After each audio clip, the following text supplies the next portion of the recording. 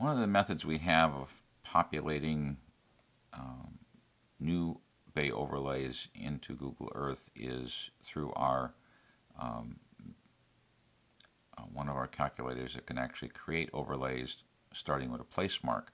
And the way we affect that is we get into an area of Google Earth using LiDAR here where we can see a bay, and we just simply create a folder in Google Earth called New Bay. You can see it over here to the right, and we just simply add place marks. I'm going to do this here, just new place mark. Stick that in there. We don't have to worry about giving any kind of a name, but we just move along to wherever we see what looks like a place mark, possible bay, and add another place mark.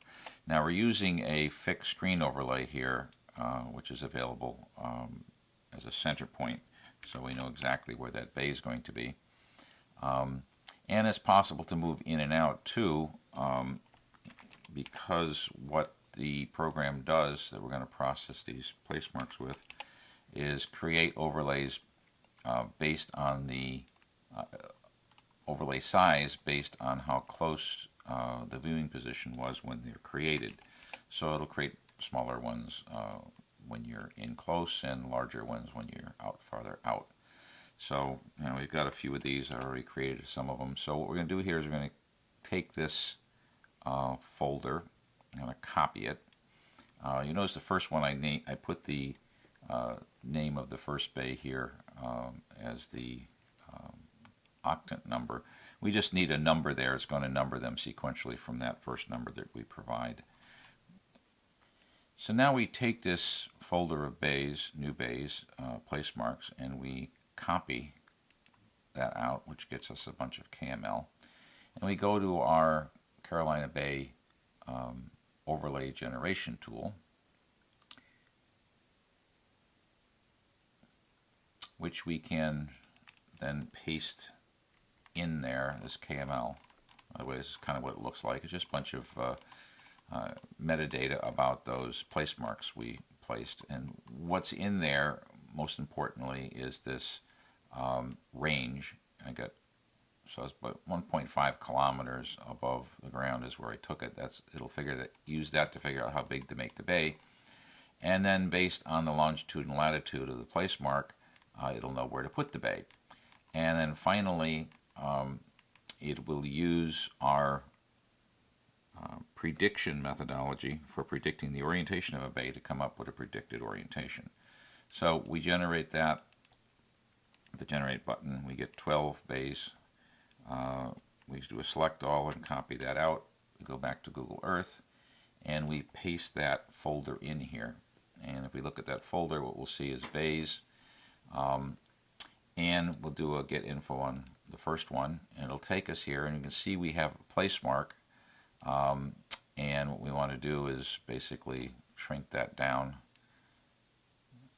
so that it fits perfectly, and then adjust the rotation, and was off a little bit there through our calculator. So we have that place mark done. So let's go do the next one.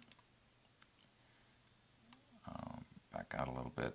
Obviously that one's a little too small, so we make it a little bit bigger, and we look at the rotation and tweak that just a little bit too, perhaps. And we'll go edit the next one.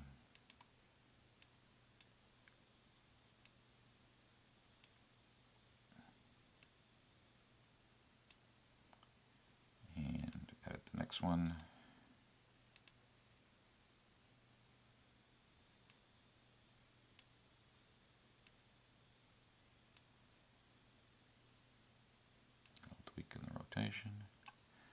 Now what we're doing here is we're seeding this. I'm saying seeding because what we'll be doing after this step is using these seeded place marks to go and do a copy paste to capture the nearby bays. Just one way to getting some place marks in here to begin with. And see here how I had zoomed in to create that one, and that one indeed is a lot smaller. Just need to stretch it out a little bit to make it fit that little bay there. Zoom in here on the satellite image to make sure we got that dead on. Okay. couple more to go here. That one is not too bad, but again, we need to rotate it a bit.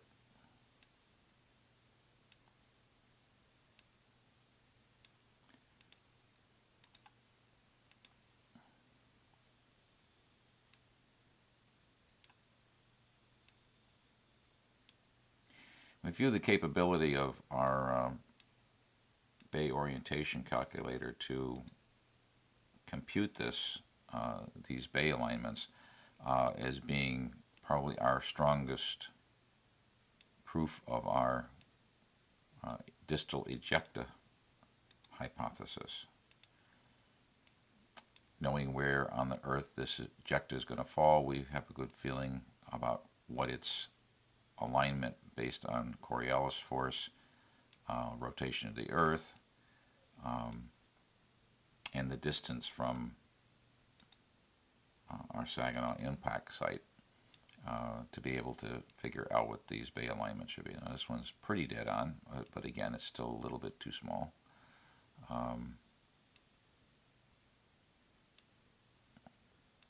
Set that in there. And then we have its companion bay is probably the next one. Yes, it is. And I think that's the last of them. This needs to be a little bigger, and I'm going to rotate this a little bit. Seems like that one needs a little bit more rotation to line up better. Yes, I'm going to go back and rotate this other one. Probably should be about the same rotation. Okay, so now we have a folder of bays that have been computed, and now I can copy these and go to our other calculator. This is our overlay calculator. We're going to go to the survey calculator,